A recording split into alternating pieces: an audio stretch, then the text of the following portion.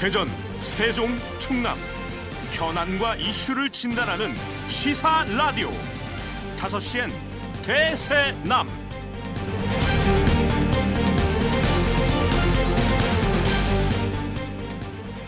여러분 안녕하십니까, 김현선입니다.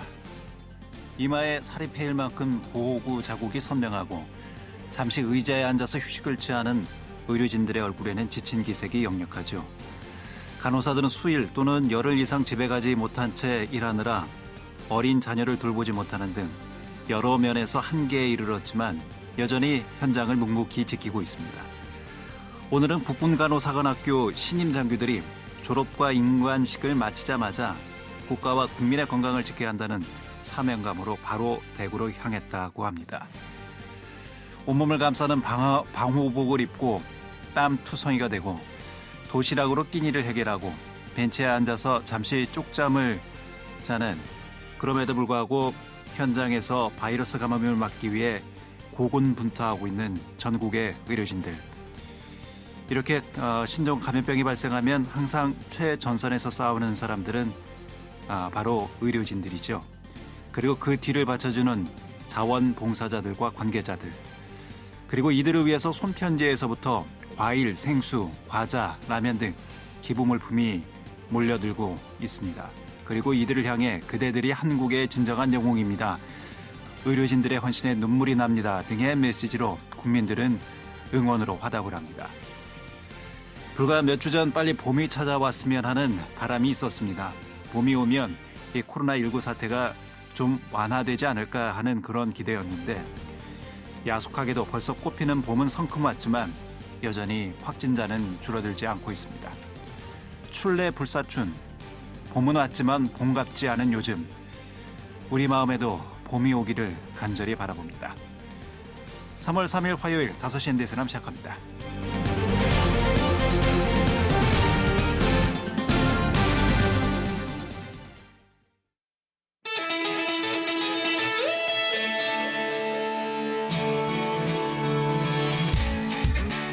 다섯 시엔 대세남은 여러분의 참여와 제보를 기다립니다. 오늘 바로 수고하셨습니다.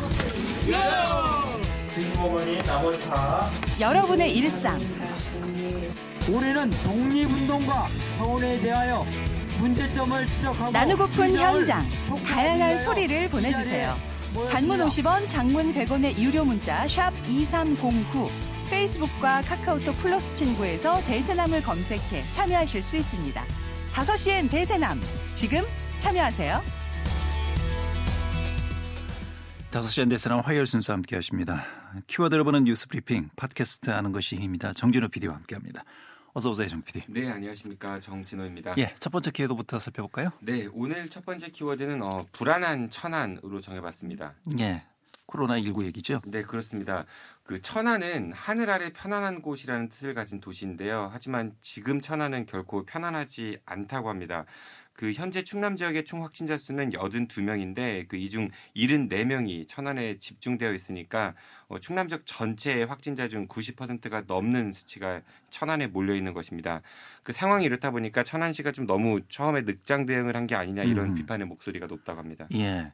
어떤 부분에서 이 천안시의 대처가 미흡했다, 이렇게 비판을 받고 있습니까? 네, 좀 몇 가지가 있는데, 우선 그 천안에서는 줌바 댄스 교습이 이뤄진 운동시설을 중심으로 지역사회 감염이 시작됐다고 하는데요. 예. 지난달 26일 코로나19 확진 판정을 받은 충남 8번, 그러니까 이제 천안만 따지면 5번 확진자가 여러 군데의 피트니스 클럽을 다니면서 그 줌바 댄스 강사로 활동해서 이제 다른 많은 수강생들과 접촉을 했다고 합니다. 예. 그리고 실제로 이 확진자와 접촉한 사람들 중 현재 10명 이상이 양성 판정을 받았다고 하고요.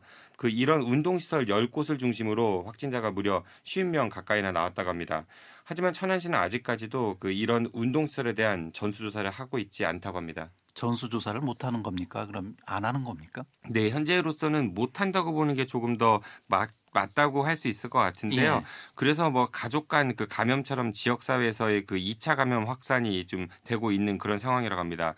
그 실제로 이번에 확진 판정을 받은 천안시 동남구청 소속 40대 공무원하고 그 13살 자녀 역시 그 이런 운동시설을 이용한 뒤 확진 판정을 받았던 배우자로부터 감염된 것이라고 합니다. 예. 그 이러는 사이 접촉자가 190명이 늘었다고 90명으로 늘었다고 하고요. 뭐 심지어는 2살짜리 어린아이까지도 이제 감염되는 사례가 발생하기도 했습니다. 예.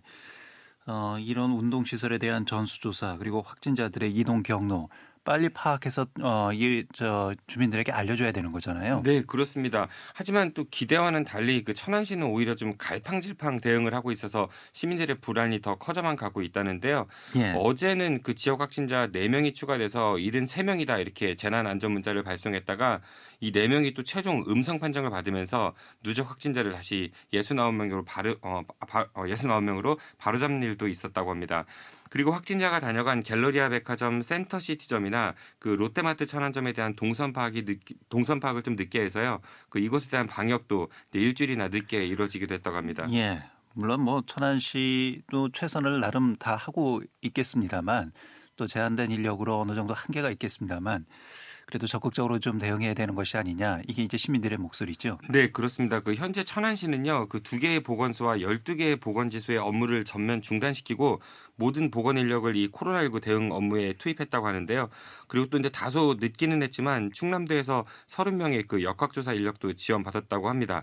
하지만 검체 채취수가 이제 급증하면서 여전히 현장 조사 인력은 좀 턱없이 부족한 상태라고 합니다.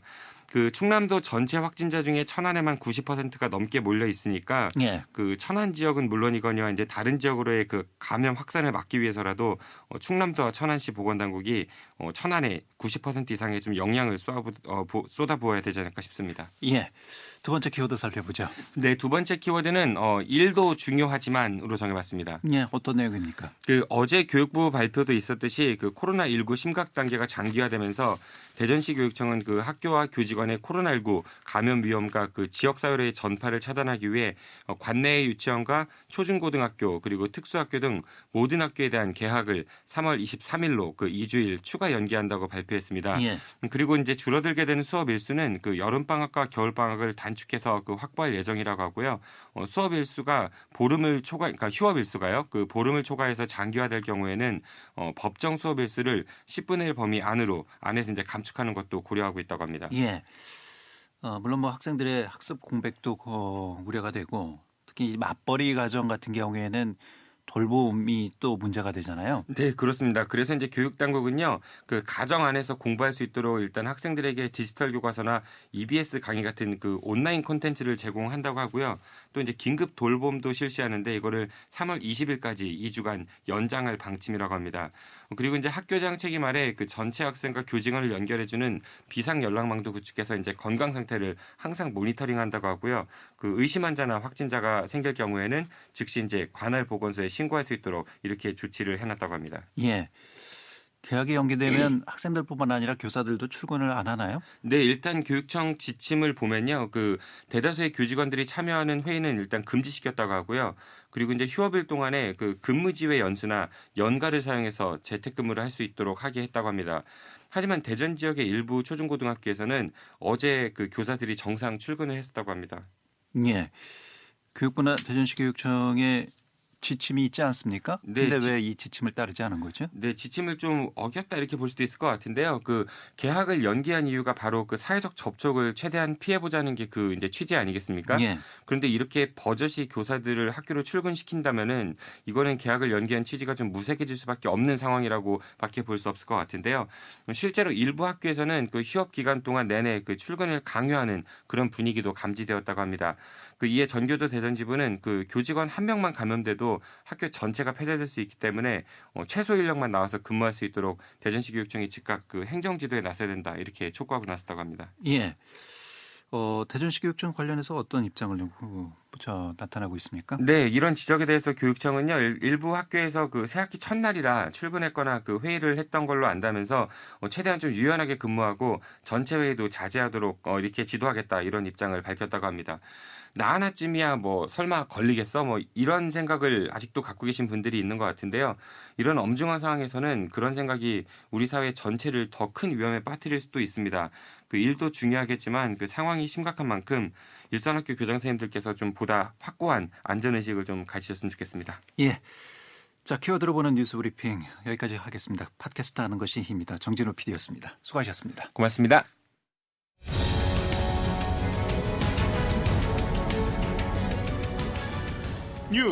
새롭습니다. 뉴스, 새로운 뉴스가 있습니다. 네트워크, 새로운 뉴스로 지역을 연결합니다. 친절한 시사, 5시엔 대세남.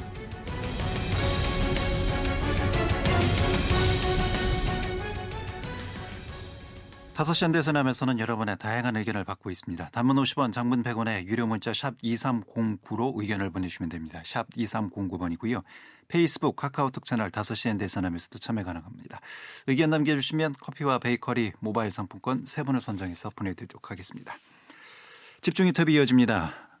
요즘 다른 질환으로 병원 가는 것을 꺼리는 분들이 많이 계시다고 하죠. 코로나 바이러스 19 감염 때문에 감염의 우려 때문에 그런데 그래서 이런 감염 걱정 없이 진료를 받을 수 있는 214개 의료기관이 국민안심병원으로 지정이 돼서 운영이 되고 있습니다. 충청권에서는 대전 5곳, 충남이 8곳이 지정이 됐고요. 이 국민안심병원은 호흡기 외래 구역의 동선을 분리 운영하거나 선별진료소 외에 호흡기 병동 등 입원실까지 함께 운영해서 지역사회 감염 불안을 덜고 병원 내 감염 가능성을 차단하기 위해서 운영한다 이렇게 되어 있습니다. 오늘 우리 지역의 국민안심병원으로 지정된 대전 한국병원 조용준 원장 전화 연결해서 좀 자세한 설명을 좀 들어보도록 하겠습니다. 원장님 안녕하십니까? 예, 안녕하세요. 예, 대전 한국병원이 이번에 국민안심병원으로 지정이 된 거지요? 예. 앞서 제가 간략하게 좀 설명을 드렸습니다만 이 국민안심병원이라는 것이 어떤 의미인지 좀 자세히 설명을 좀 부탁을 드리겠습니다. 아까 말씀하셨듯이 국민안심병원이라는 것은 호흡기 환자와 비호흡기 환자의 동선을 완전히 구분해서 진료할 수 있는 시설을 갖춘 병원을 말합니다. 예. 그래서 호흡기 감염병이 유행하면은 일정 기관에서는 발열, 기침과 같은 호흡기 증세를 가진 환자 진료를 어려워하고 예. 비호흡기 환자는 호흡기 증세를 가진 환자와 섞여 진료하는 것을 극히 꺼려하는 상황에서 국민안심병원을 지정하게 되어 있습니다. 예. 이전 메르스 같은 바이러스 질환 시에도 지정되었습니다. 저희 병원도 동구지역 종합병원으로서 국민안심병원을 지정하여 진료하게 되었습니다. 예. 그러면 혹시 이제 뭐 다른 질환이 있어도 전혀 이 감염의 우려 없이 가서 진료를 받을 수 있다 이런 말씀이시죠? 예. 그렇습니다. 그런 목적으로 이제 국민안심병원이 지정이 된 거고요. 예. 보니까 이게 A 유형이 있고 B 유형이 있던데요. 이건 어떤 겁니까? A 유형은 단순한 호흡기 외래만 보는 것을 A 유형이라고요. 예. B 유형은 호흡기 외래 구역과 선별 진료소를 운영하면서 음압 병상을 거쳐서 입원 진료까지 같이 가능한 병원을 말합니다. 그러면 지금 한국병원 대전 한국병원은 A 유형입니까? B 유형입니까? 일단 A 유형을 운영을 하고 있습니다. 호흡기 전용 외래 구역만을 지금 현재 운영하고 있는 상황이고요. 글쎄요. 그러면 만약에 환자가 병원을 방문을 하면 이게 어떻게 분리해서 이 환자들을 호흡기 질환 또 비호흡기 질환 이렇게 해서 진료를 하는 건지 좀 그런 부분은 설명을 좀 해주시겠습니까? 예. 병원 들어오시기 전에 분류를 하게 됩니다. 그래서 기침과 발열 등 호흡기 증세가 있는 부분은 선별진료소, 즉 안심진료소에서 진료를 통해서 옛날 그 처방이나 치료를 받을 수가 있고, 그리고 검체를 채취해서 코로나19를 검사할 수 있는 검사를 시행할 수 있습니다. 근데 사실 운영하다 보면은 상당히 애매한 경우가 많이 있습니다. 비호흡기 환자에 있어서도 뭐 열이 있다가 없어지는 경우도 있고, 뭐 두통이나 인후통, 뭐 몸살 같은 일반 감기 증세가 있는 분도 있고, 본인이 확진자 동선하고 겹친다고 생각하는 사람도 있고, 감기약을 먹어도 호전이 없는 경우는 일단 안심진료소로 보내서 의사의 판단을 따르게 돼 있습니다. 판단에 따라서 기존 일반 진료를 받을 것이냐, 아니면은 안심진료에서 진료를 할 것이냐 이걸 결정하게 됩니다. 그러니까 본인이 이제 어떤 증상이 있어서 그걸 호흡기 질환인지 비호흡기 질환인지 본인이 알기는 어렵지 않습니까? 그렇죠. 전문가가 아닌 이상. 그런 부분을 이제 병원 들어가기 전에 미리 전문가가 이제 다 체크를 해서 분류를 한다 이런 말씀이시군요. 그렇습니다. 요즘 그 선별 진료소 찾는 분들이 많이 계십니까? 부쩍 늘었습니다. 예, 아무래도 워낙 이제 뭐 감염에 대한 우려가 높기 때문에 조그만 몸이 이상이 있으면은 가서 선별진료소 가서 검사를 받아보겠다 이런 분들이 많이 계실 것 같아요. 예. 예, 실제 상황이 어느 정도나 됩니까? 한 몇 분 하루에 몇 분 정도나 오시는지요? 예, 현재는 지금 이제 좀 저희들이 선별시설 준비를 해서 뭐 요새 그 드라이브인 스루 그런 시설까지 준비하느라고 지금 현재는 아주 뭐 10여 명 안짝인데요. 앞으로 많이 늘어날 걸로 보이고요. 주변 다른 병원들은 엄청나게 많은 대기 시간을 갖고 있는 것 같습니다. 그렇죠. 예. 이거 뭐 저 자칫 잘못하면 또 선별진료소 찾았다가 감염의 우려도 있지 않습니까? 그래서 이제 그런 동선에도 주의를 해서 준비를 하고 있습니다. 예. 지금 뭐 코로나19 감염 때문에 뭐 전국적으로 많은 분들이 지금 감염 확진자로 판명이 되고 또 이 우려도 좀 점점 높아지고 있고 방역에도 많은 어려움을 좀 겪고 있는 게 현재 상황인데요. 원장님께서 보시기에는 현재 상황을 어떻게 보시는지요? 전국적으로 또 지역적으로. 저희 대전 지역은 예전에 그 메르스 같은 감염병 경험이 아주 소중한 자산이 되었습니다. 이러한 감염병에 대한 그 의료기관의 대처 능력이 훨씬 더 향상되었고 의료인들이 감염을 대처할 정신적인 준비 자세도 되었다고 봅니다. 또 특히 대전 지역은 의심자 검사나 확진자 치료, 접촉자 자가격리, 역학조사 등은 아주 잘 하고 있다고 봅니다. 그렇지만 우리 지역도 이웃 내와 같이 대규모로 감염병이 발생했을 때는 비슷한 상황이 되지 않을까 이렇게 생각이 됩니다. 즉 전담병원이라든가 전용병상, 의료인의 준비가 꼭 필요하다고 생각됩니다. 지금 우리 지역이 뭐 바로 직전까지 확진자가 한 명이 지금 발생을 해서 15명이 됐습니다. 그렇죠. 아직까지는 우리 지역의 의료 시설이나 의료진으로 충분히 감당할 수 있는 그런 상황인 건 맞지요? 현재까지는 그렇습니다. 그런데 이게 지금 현재가 중요한 것이 아니라 앞으로 더 늘어날 것이다 이런 전망들이 계속 나와서요. 그러면 과연 우리 지역의 의료 시설이나 의료진들의 이런 상황은 어떤지 어떻게 보시는지요, 원장님? 일단은 뭐 두 가지 핵심적인 준비 사항이 병상 시설입니다. 뭐 감염병에 대해서 이제 꼭 필요한 음압병상이 필요하긴 하는데 워낙 소수이기 때문에 많은 환자가 발생했을 때는 사실 이걸 음압병상으로 커버하기는 힘듭니다. 그래서 그런데 실제 병원의 상황이라는 것은 예를 들어서 300병상 병원이라 하더라도 단인실을 포함하고 있기 때문에 그 뭐 병실 수준으로 보면 80실 수준이고 더군다나 개별 화장실을 갖춘 병원은 뭐 1, 20개에 불과하니까 실제로 감염에 필요한 이렇게 화장실이 독립된 병원은 절대 부족하다고 볼 수 있습니다. 그래서 300명 환자를 볼 수 있는 시설을 갖춘다 하더라도 감염 환자를 본다는 것은 실질적으로는 소수밖에 볼 수 없는 상황입니다. 그래서 이제 대구에서는 뭐 이미 그 경증 환자들은 따로 수용하는 이른바 이제 뭐 생활치료 시설 그런 운영한다고 하더군요. 필요하겠습니다. 우리 지역도 그런 부분이 좀 미리 사전에 준비가 돼야 되겠다. 이미 지금 준비를 하고 있는 것으로 알고 있습니다. 그렇습니까? 예. 알겠습니다. 이런 부분들에 대한 준비도 좀 만전을 기해야 되겠다라는 말씀이시고요. 근데 한 가지 또 우려되는 것이 이렇게 모든 의료 시설이나 의료인들이 이 코로나19에 다 쏠리게 되면 다른 기타 질환이 있는 분들은 또 의료 공백이 발생할 수도 있다. 이런 부분에 대한 우려의 목소리도 있더군요. 당연히 그렇다고 볼 수밖에 없습니다. 사실 저희들 입장에서도 뭐 최선을 다해서 방어를 한다 해도 완벽히 차단할 수는 없습니다. 그런다면은 쉽게 얘기해서 감염병 확진자보다 훨씬 더 많은 기존 질환 일반 환자가 수백 배가 더 많거든요. 그리고 실제 이 일반 기저질환 환자가 감염이 되면서 대부분의 사망을 이르게 하는 그 이유입니다. 그래서 기저질환을 갖고 있는 기존의 병원에 있는 환자를 잘 보호하는 것이 핵심 사항이고 특히 응급 환자 같은 응급 환자를 치료할 수 있는 그것을 감염 때문에 차단이 된다든가 폐쇄가 된다든가 이것은 절대 막아야 되는 상황이라고 생각이 됩니다. 그런 차원에서는 어떤 대책들이 좀 필요하다고 보십니까? 일단은 그 의료인들 좀 확보를 해야 되는 것이 필요하지 않을까 생각이 됩니다.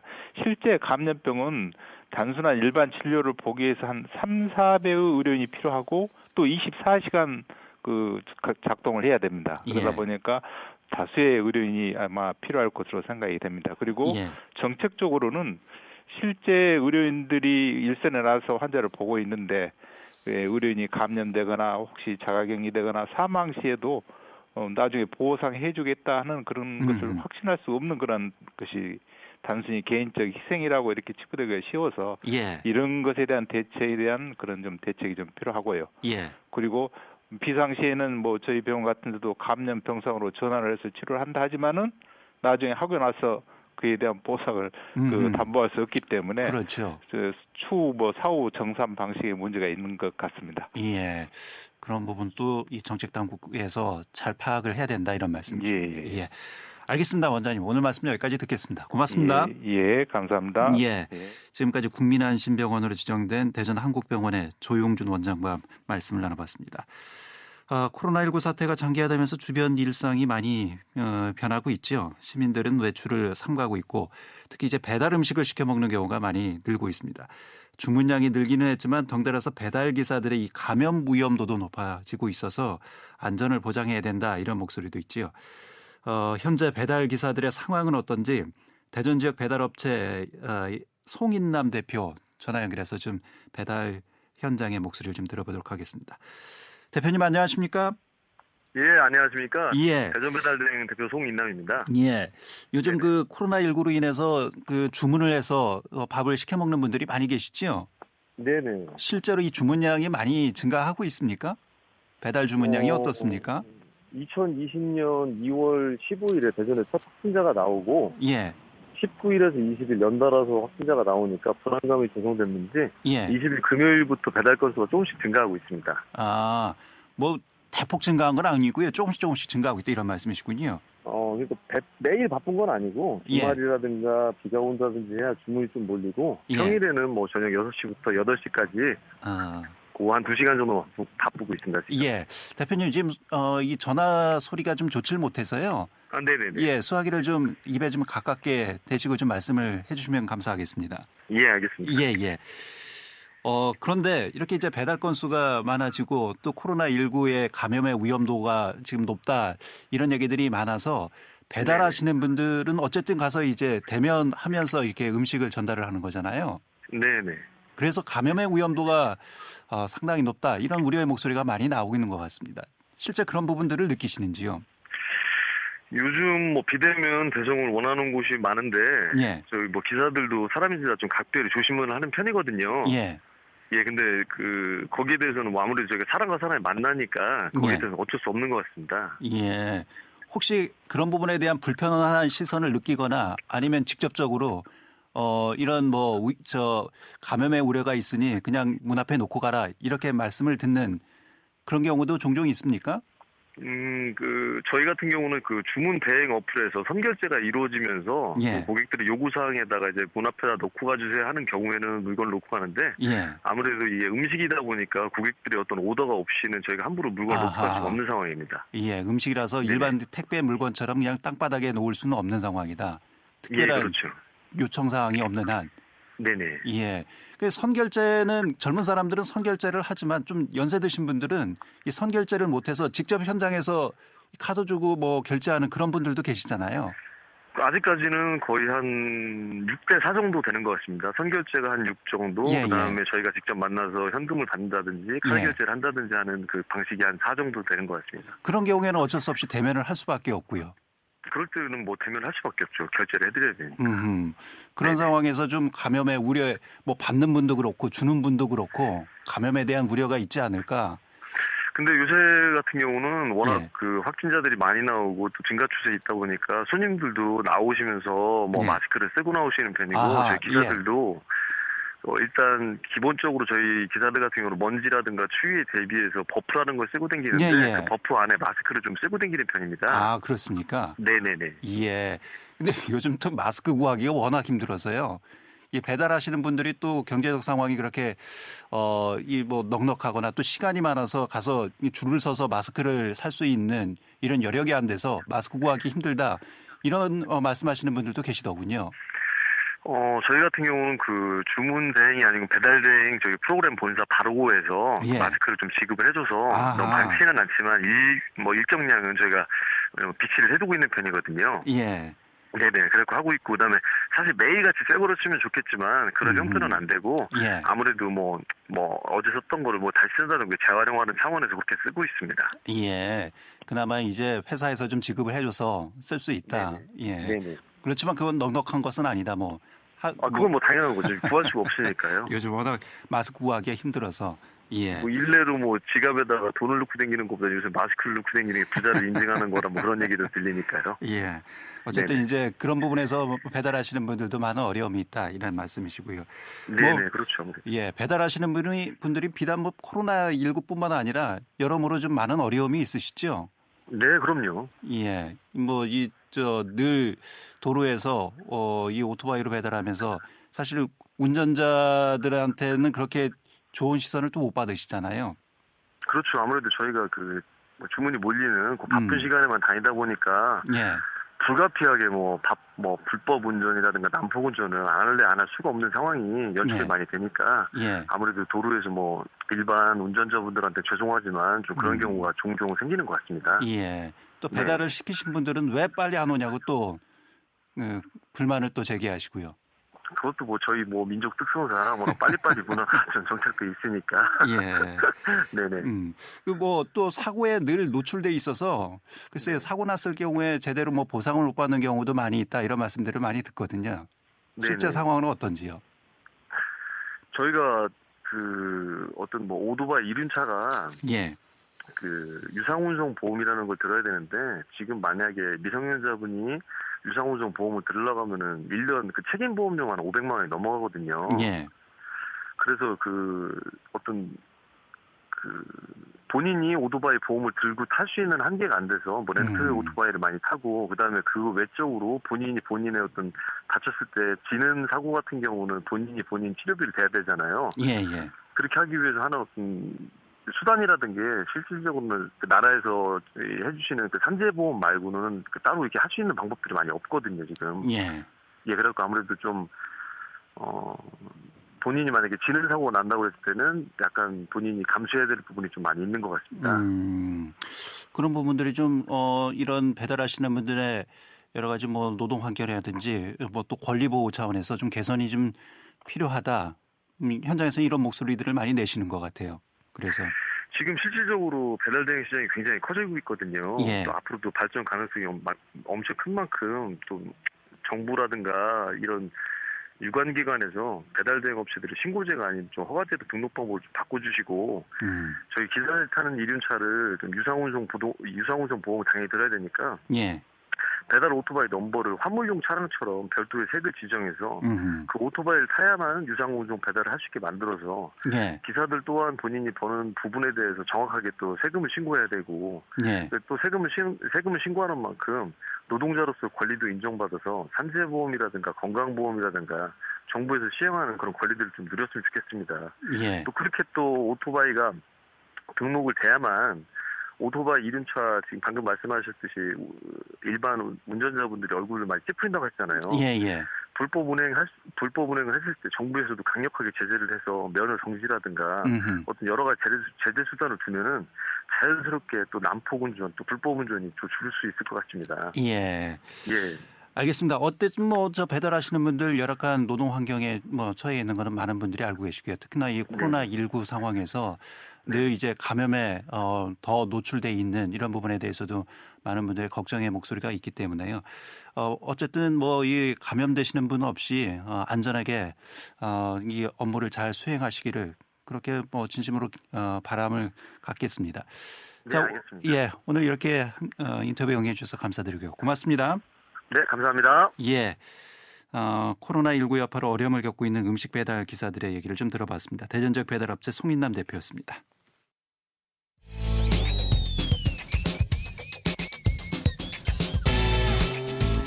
삶의 진솔한 이야기를 만나러 갑니다. 달리는 시민 발언대 택시 운전사. 손님 안녕하세요. 코로나19 때문에 지금 불순하잖아요. 지금요. 대학마다 2주 정도가 지금 개강이 미뤄졌대요. 그러다 보니까 수업 일수가 줄어든 만큼 등록금도 깎아야 된다는 의견이 있는데 그 생각은 어떻게 생각하십니까? 근데 그만큼 보충으로 또 메컷이니까 굳이 줄일 필요가 있나 싶네요. 방학을 이용해서 보충 수업을 하든지 그렇게 해야지 깎아주는 건 그건 적당치가 않은 것 같은데 방학이 2달인가 있으니까 그때를 활용해서 수업 일수를 채우든지 이렇게 해야 되겠네. 괜찮은 대처인 것 같아요. 코로나 때문에 경제도 침체가 되니까 수익이 잘 안 됐고 차라리 금전적으로 처리하는 게 좀 낫다고 생각해요. 등록금을 내는 사람들의 입장으로서 부담이 생기잖아요. 경제 활동이 지금 점점 잘 안 되니까. 기본적으로 DC 해줘야 되는 거 아닌가요? 제 생각에는 기본이라고 생각해요. 저는 깎아주는 게 아니라 어차피 대학도 그 금액이 있어야 대학이 운영이 될 거 아니에요. 그냥 쉬는 만큼 그만큼 방학을 줄여서 공부를 연장하는 게 우리 막말로 학원 같은 데도 학원에 무슨 일이 있거나 빠지면 왜 다음에 그걸 왜 다시 저기 해주잖아요. 그걸로 내는 뭐 마찬가지지 뭐. 저는 대학에서 강의를 하기 때문에 도강의 계획을 세우고 있거든요. 그래서 기간의 단축에 관계없이 인터넷 강의를 하든지 과제를 부과하면 과제에 대한 채점의 인력이 또 필요한 거잖아요. 그런 거기 때문에 수강료를 깎아주는 일은 아마는 없을 거다. 학교 입장이나 교수 입장에서나 다 아마 없을 거고 사실은 그럴 필요도 없다고 생각을 해요.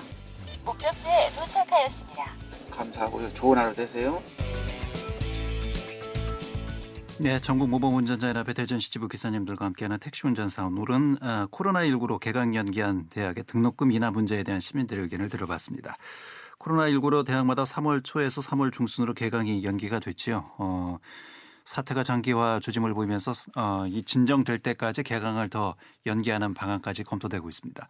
주요 대학들이 개강을 해도 한동안 이제 보충 강의나 온라인 강의를 진행한다 이런 방침인데 이렇게 학사 일정이 연기되면 등록금을 둘러싼 논란이 또 일 수밖에 없습니다.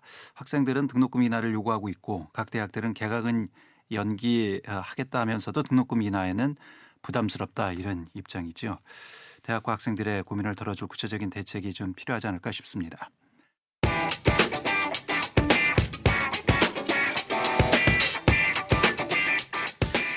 간단하게 코로나19 현황을 좀 짚어드리고 바른경제 이어가도록 하겠습니다. 현재까지 코로나19 전국적 상황은 확진자 수가 5,186명으로 집계가 되고 있습니다. 대전에서는 오늘 또 한 명의 코로나19 확진자가 나왔지요. 대전의 확진자는 이로써 15명이 됐습니다.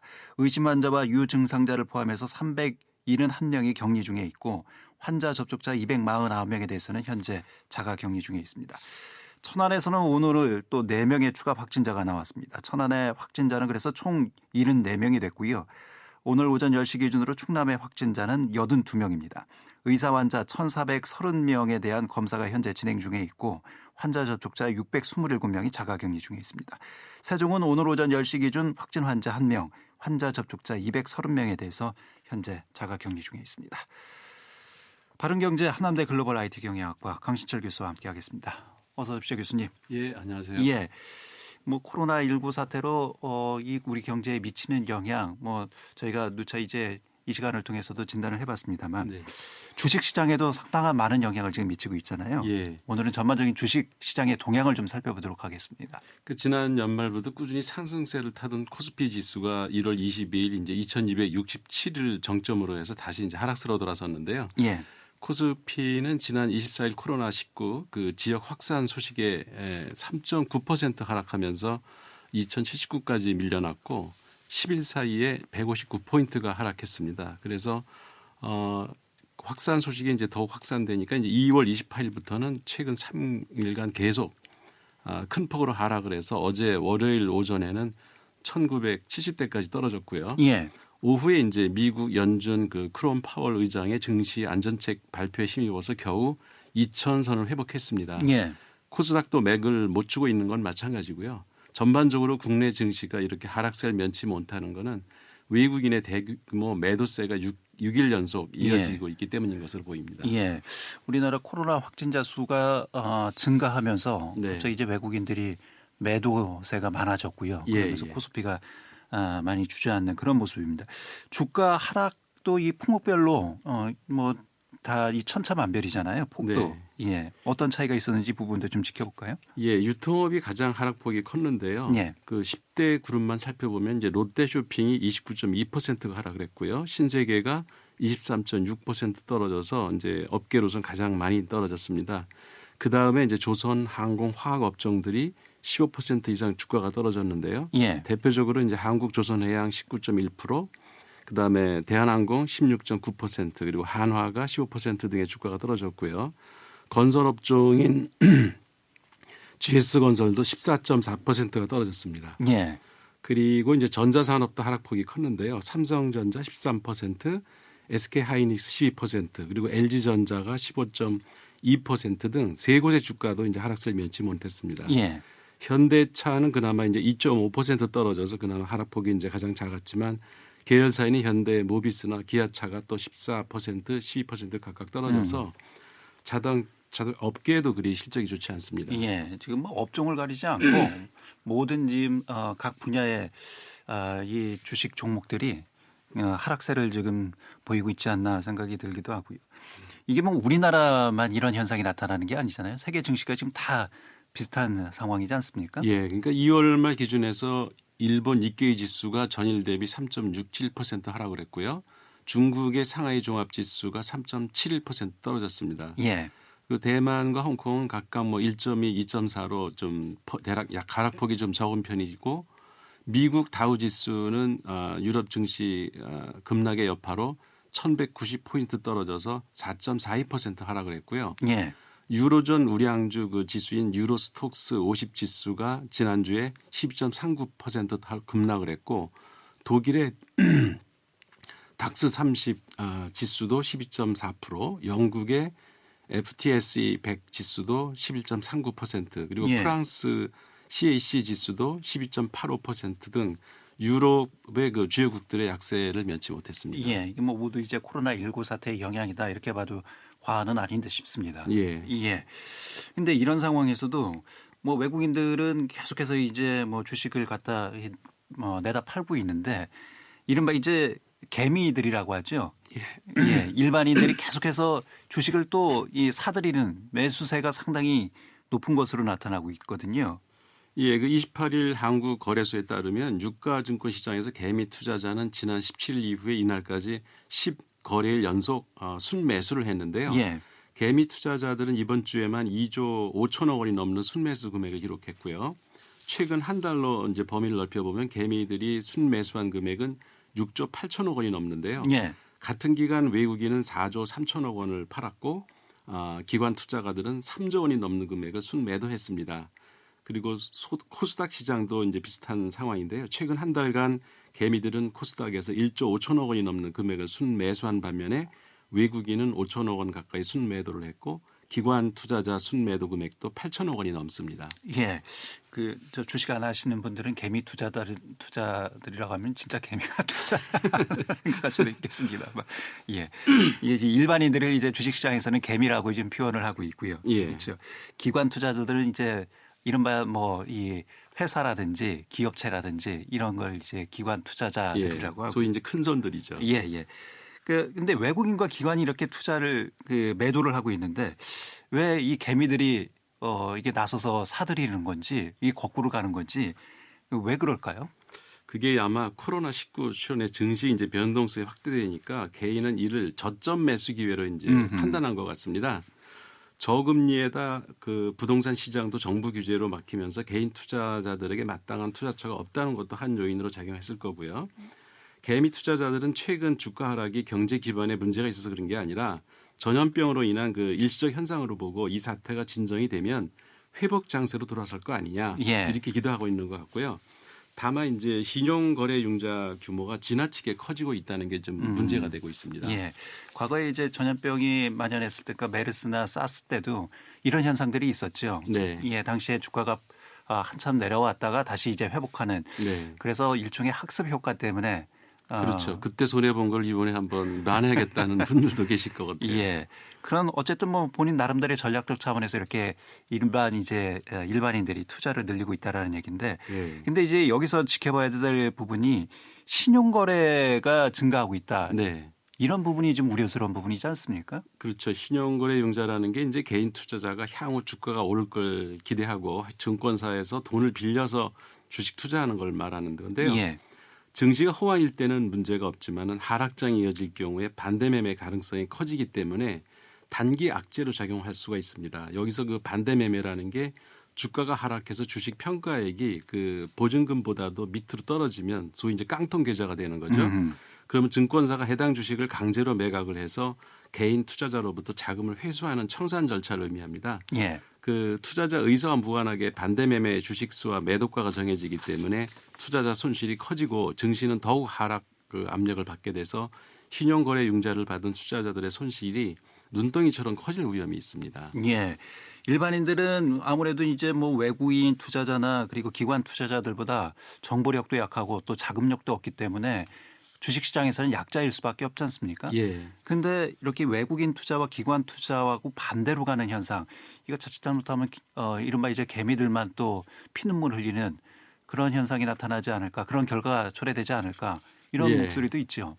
그래서 이제 그렇게 볼 수도 있지만 그 코로나19가 빨리 이제 진정 국면 돌아서면 아무도 어떻게 이제 될지를 아무도 모르니까 개미 투자자들이 옳은지 기관 투자들이 옳은지는 시간이 지나봐야 할 것 같습니다. 예.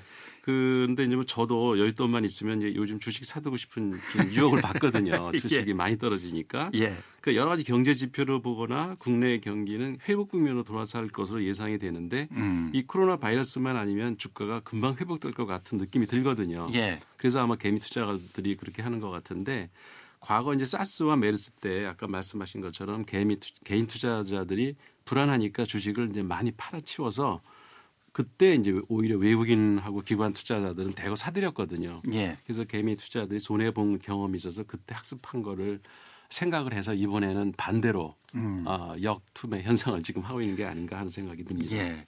이렇게 이제 주식 시장이 불안하면 정부가 개입해야 되는 것이 아니냐 이런 목소리도 있습니다. 그런데 사실 이제 정부가 또 개입하는 것은 상당히 어렵지 않습니까? 제한돼 있고요, 또. 그렇죠. 주가를 인위적으로 유지하기 위해서 특별한 대책을 뭐 정부가 마련하는 것도 쉽지 않고 예. 그 바람직하지도 않죠. 자본시장에서는. 예. 시장 경제 논리하고도 또 뭐 배치가 되고요. 그렇죠. 시장 상황에 따라 주가 변동하는 게 너무 당연한 거니까요.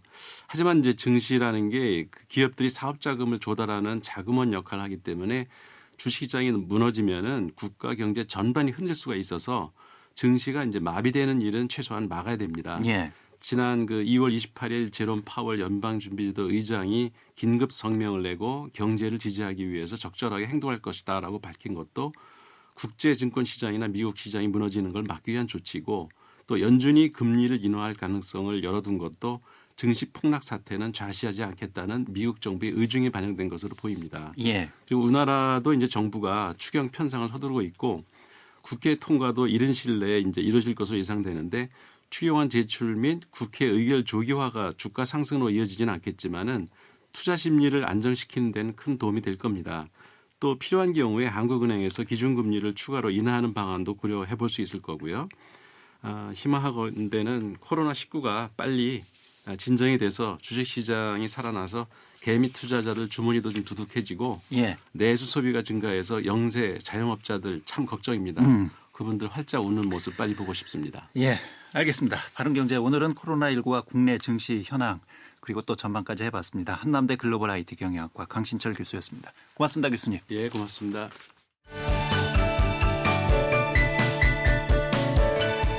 여러분은 지금 김현선 아나운서가 진행하는 5시엔 대세남을 듣고 계십니다.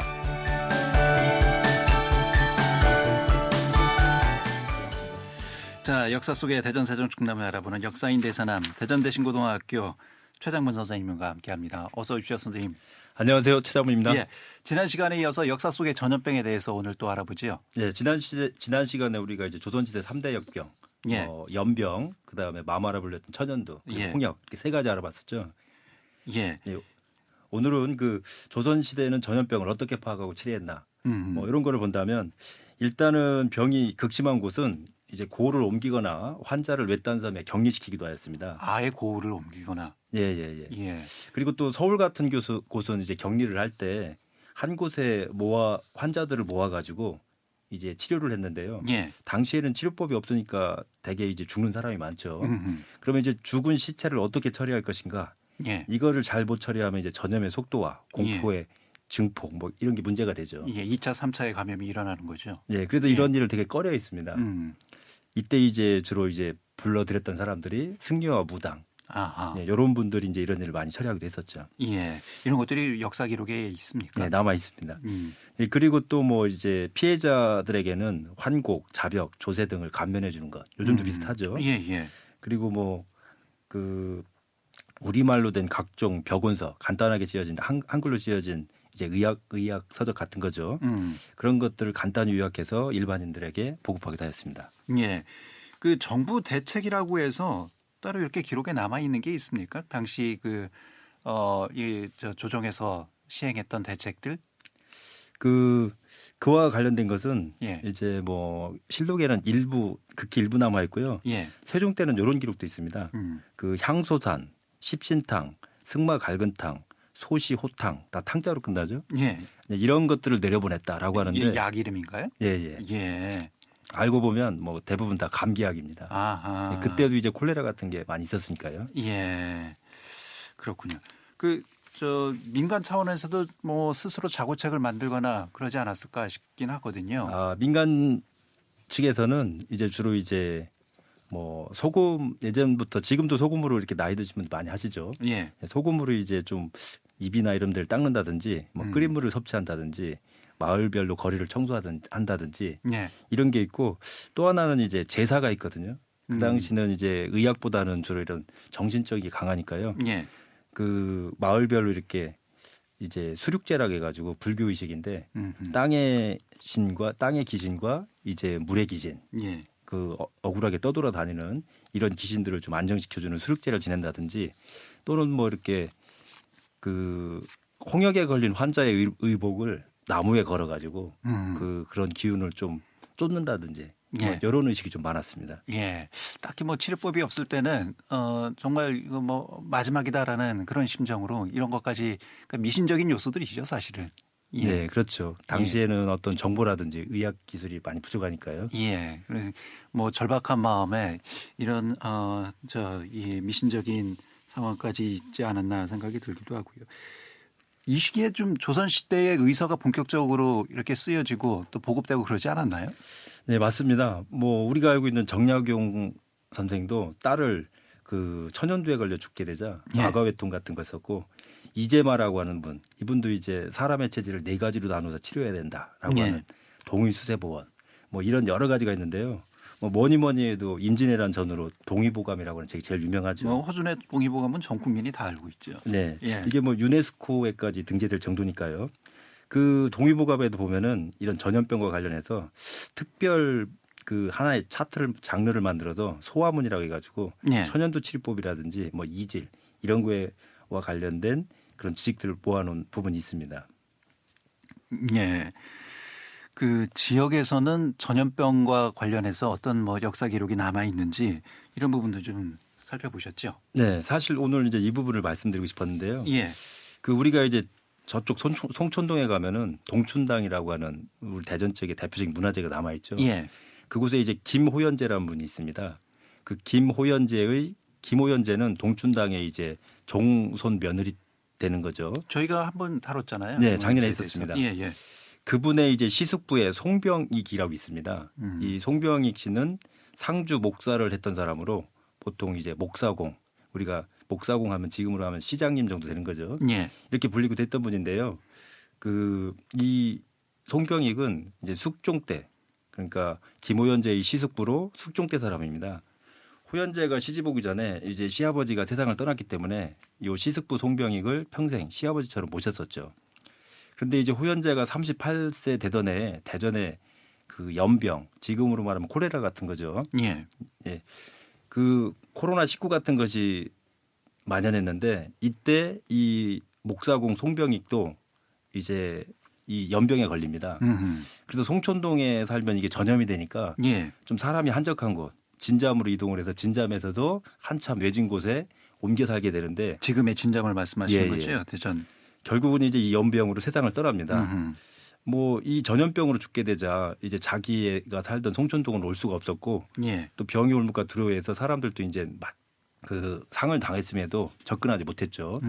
요때 김호연제가 달려가서 장례식을 치릅니다. 그때의 기록을 뭐 아들 송이큼이나 외손자 김종채 요 분이 이제 기록해 놓았는데요. 그때 보면 이렇게 기록했습니다. 무술년 1718년 목사공께서 전염병에 걸려 진잠에서 세상을 떠나시자 부인께서 상소식을 듣고 몹시 슬프게 곡을 하시며 울었다. 연병에 걸려 상을 당했으니 그 누가 상을 치르랴. 만약 우리 시숙부께서 사랑해 주시던 은혜를 지금 갚지 않는다면 어느 날을 다시 기다리랴. 예. 그리고는 즉시 가서 이제 상을 주관했는데요. 뭐 손수 염을 또 미음을 끓여 숙모와 여러 사람들을 대접을 하고. 예. 근데 이때 이제 연병 기운이 더 번져서 많은 사람이 죽어나갔죠. 예. 근데 부인께서는 끝까지 태연하게 대처하셔서 이제 끝내 병에서 벗어났고 사람들은 이분을 더 존경하게 되었죠. 예. 아이고 시간이 다 돼서요. 끝으로 뭐 전하고 싶은 말씀 있으면 마무리 말씀을 좀 듣겠습니다. 예, 그 코로나 19의 기승으로 뭐 우리나라뿐만 아니라 전 세계가 어렵잖아요. 예. 이때 죽음도 두려워하지 않고 이제 뛰어드는 대한민국 의료인들 그리고 제2의 오늘 소개하지 못했지만 임효생 할아버지가 또 이때 많은 재산을 헌납하고 많은 활동을 하거든요. 예. 이런 임효생 할아버지와 같은 이제 아산, 진천 시민들을 모았습니다.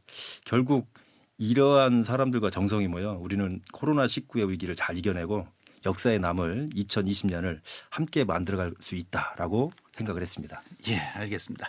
자, 오늘 역사인 대세남 최정문 선생님이었습니다. 고맙습니다, 선생님. 감사합니다.